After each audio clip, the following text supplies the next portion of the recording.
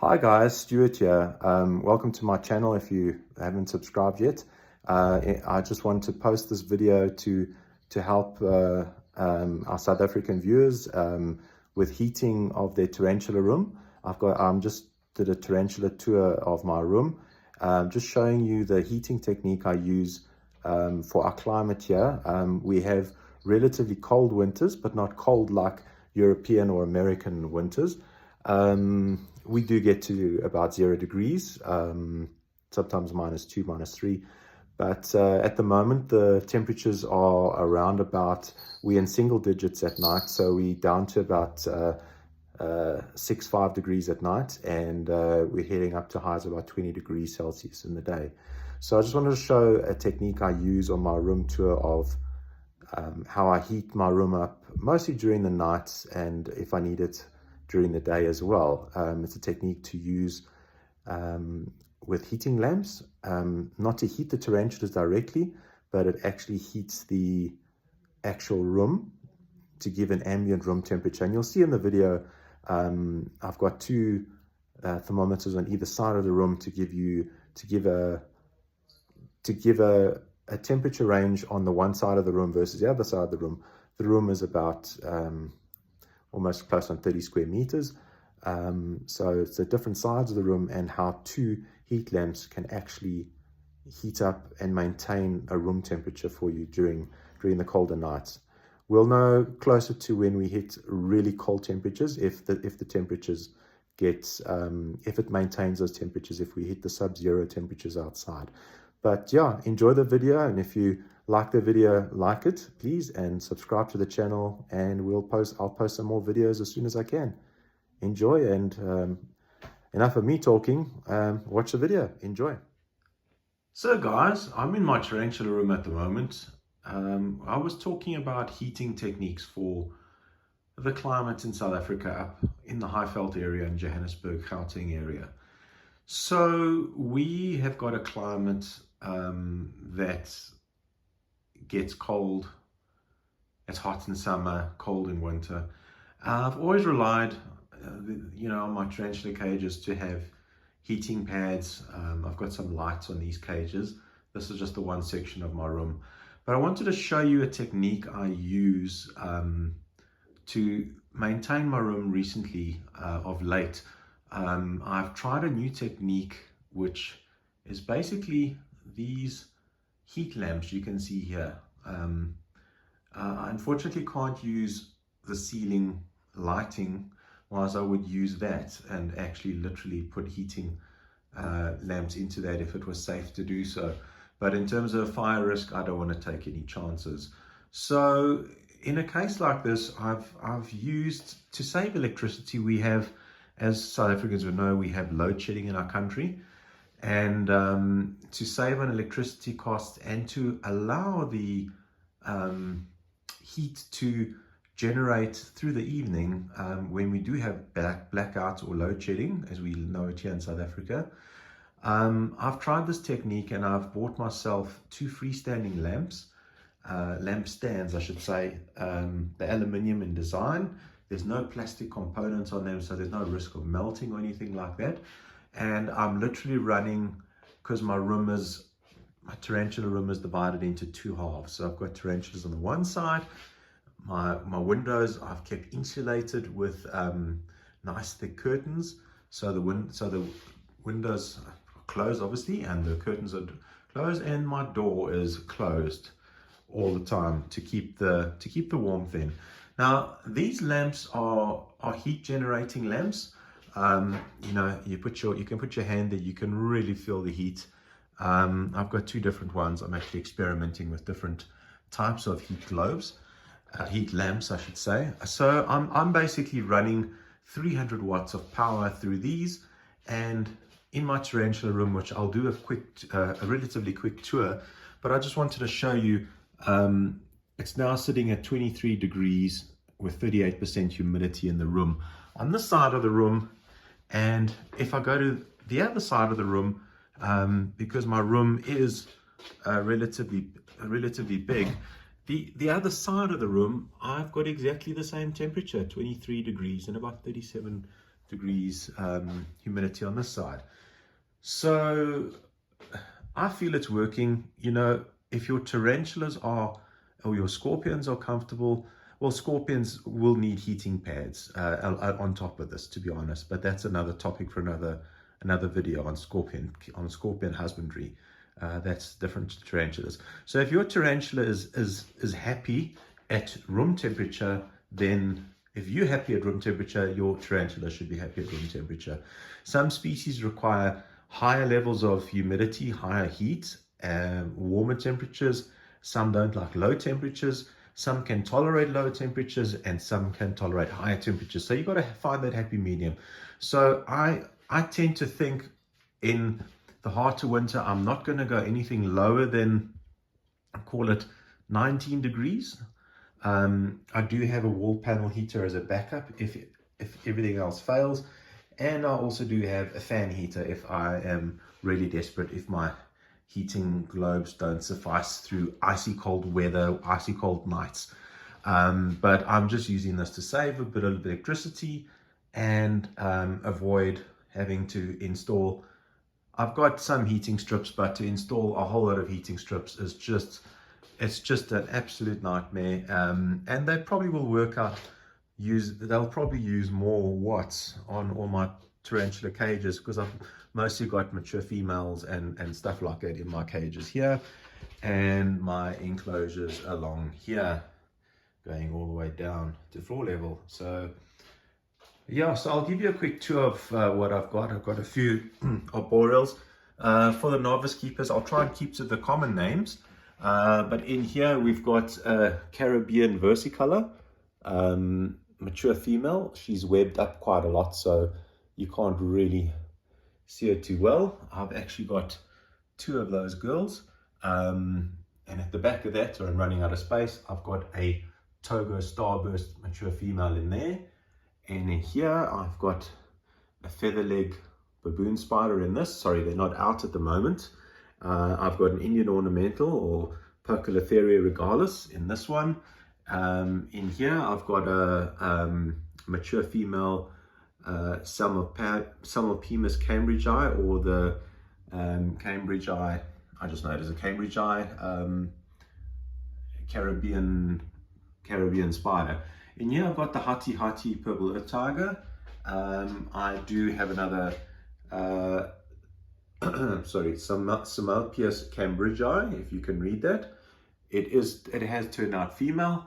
In here I've got my mature female Indian ornamental. She's sitting on the glass. So just to demonstrate, the spiders are out and they're not too perturbed about the cold weather. Here I've got a Brazilian black and white in her hide. It's a Nanducola volosus. And in here I've got a pink zebra beauty. And in here I've got my, she's in her burrow. She's just in a molting stage at this stage. But this is my very big female Cameroon red baboon spider. And inside these two cages, I have got two active mature female Phomictopus cancerides, or Haitian brown spiders, tarantulas. This is my mature female purple phase, and this is my mature female Haitian brown copper phase. Down here, I've got a little lesser baboon spider, which is very common in the hobby, a female, I believe. So she's webbed up in that corner there. I've just got some slings in here. These are little LPs, or Lasiodora parabahina, or the salmon pink bird eaters.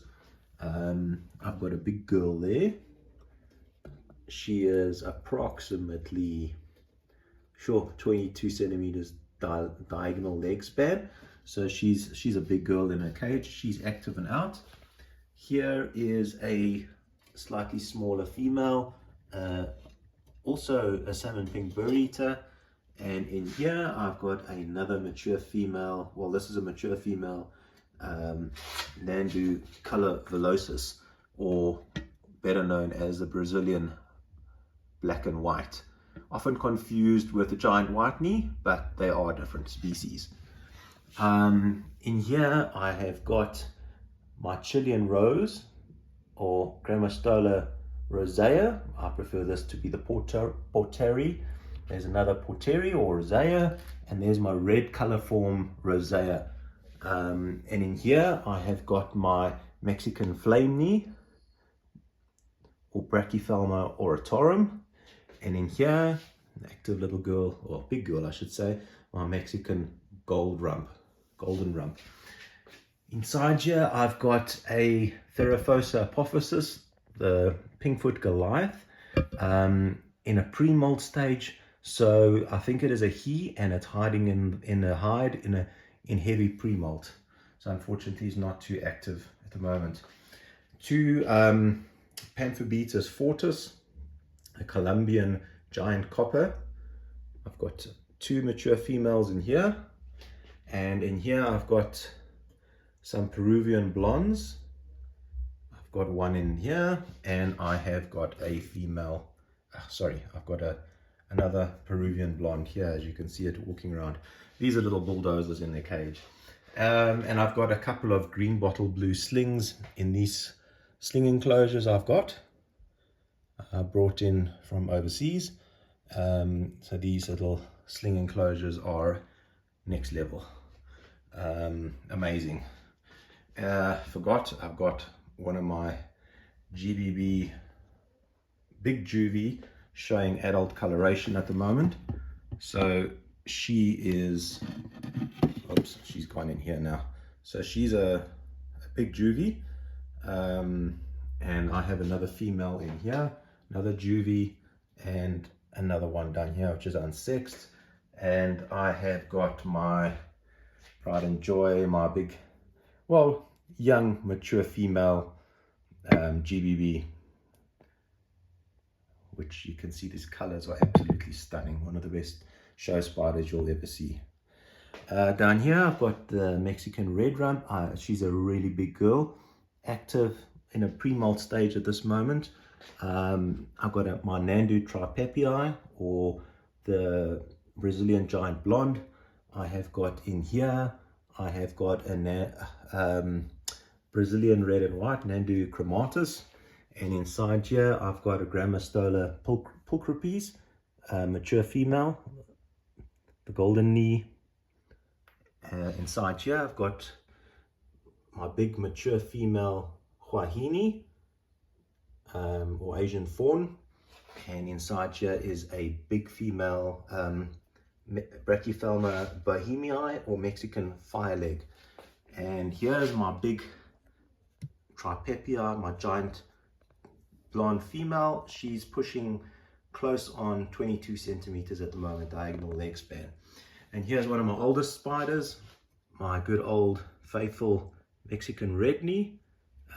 She is about 15 years old, and that is for Brachyphelma hormoria, mature female red knee.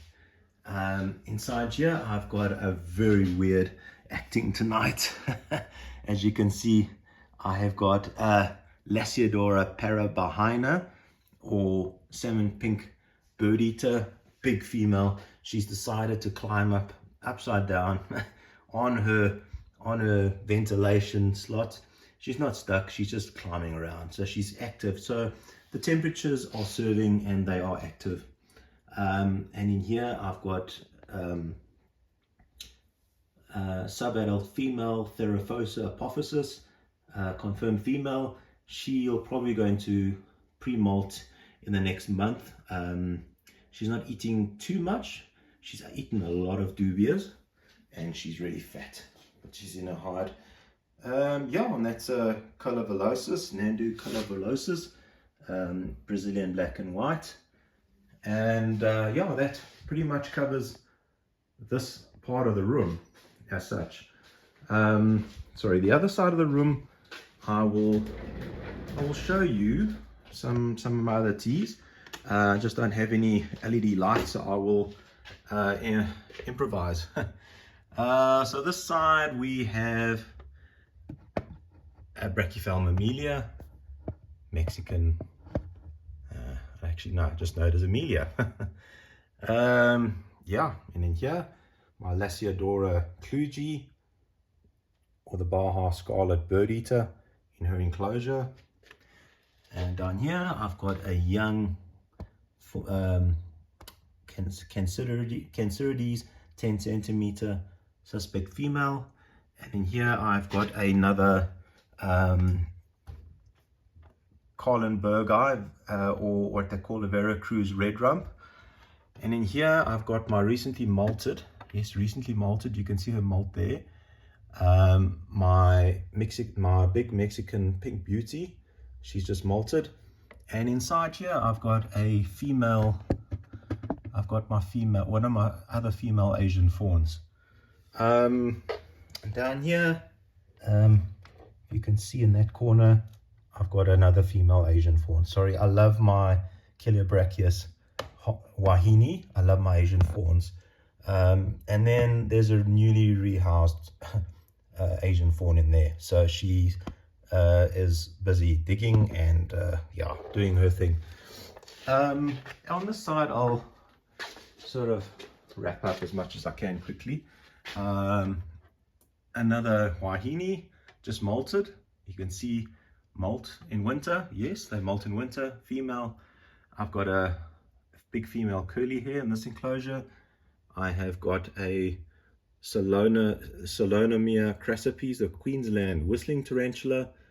I've got another female juvie in here that's just recently molted a couple of days back. And in here I've got an absolute stunning Sazami, or the Brazilian blue, and again another crassipes female.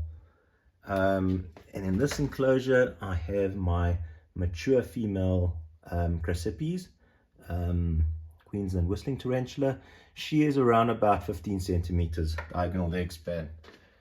And up here I've got, in her hide, you can't see her too well, apologies for that, that's my Nandu chromatus as well. I've got another chromatus.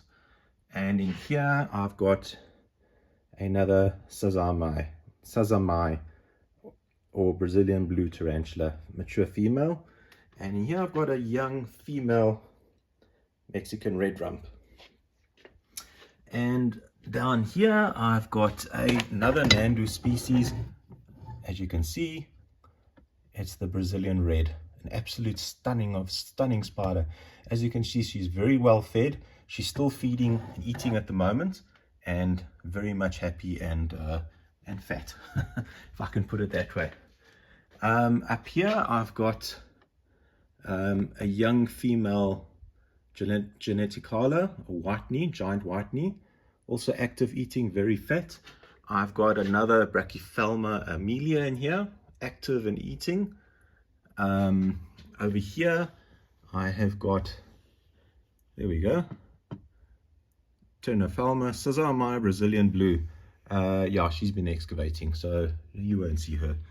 And here, my second biggest Asian fawn, or yeah, an absolute beautiful beast. She is very defensive, webbed up everywhere in her enclosure. And here we have another Sazami, Brazilian blue mature female, walking around, and another Asian fawn in a hide, in a cage there. And I have got another, yes, another mature female Brazilian blue. And down here I've got a beautiful young female Grammostola pulchra, or the Brazilian black. Absolute beautiful spiders. And down here I've got a recently added crassipes, or the Australian barking spider, in that enclosure. Got a couple of scorpions here. Yeah, I do use a heat mat for them. Keep some small scorpions in here, and the heat mat is crucial for scorpions, but that's for another video.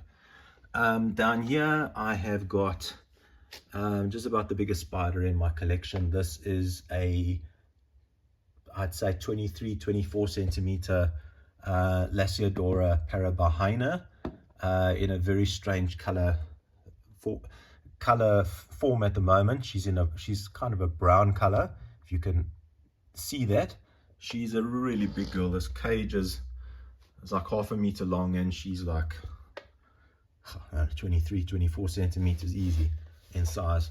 And next to her is, in another big cage, is my very big girl, my giant white knee, mature female, big female in her new enclosure. So yeah, she's pushing 21 centimeters or so in DLS, so she's a big girl.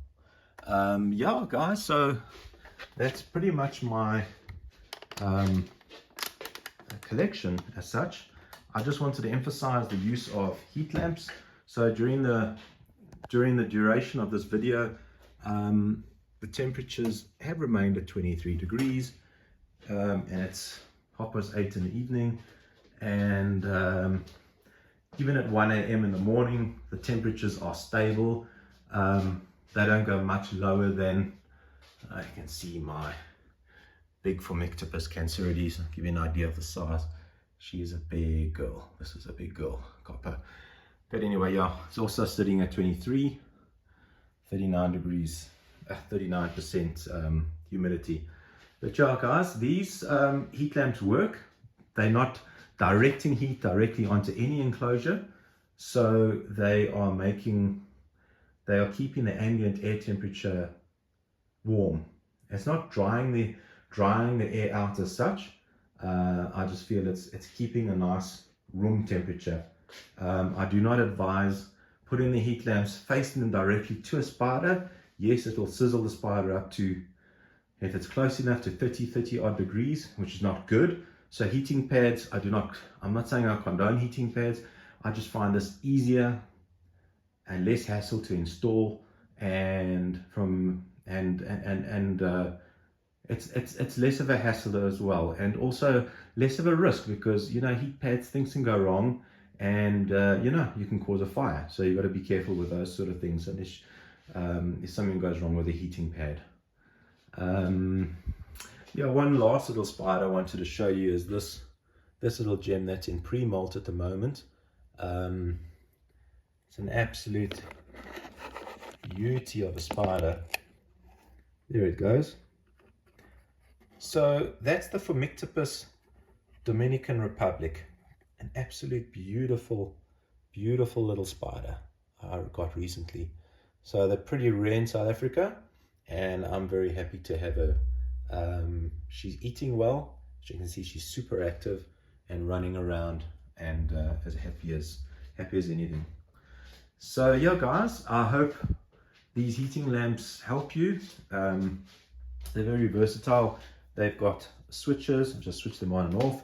You can put them on a timer if you wish. My fittings, I should say, my whole setup, you can move them around. They're adjustable up and down, you know what I'm saying? So they're very versatile, these stands. They're brilliant. They've got heavy stainless steel bases, and they are adjustable. So yeah, I hope that helps, guys, and hope you enjoyed my little tarantula room tour. And yeah, stay safe and love your spiders, as Dave would say on Dave's Beasties. So enjoy, and hopefully I'll post some more videos soon. Have a great day. Thanks again for watching, and remember, like and subscribe. I really appreciate it.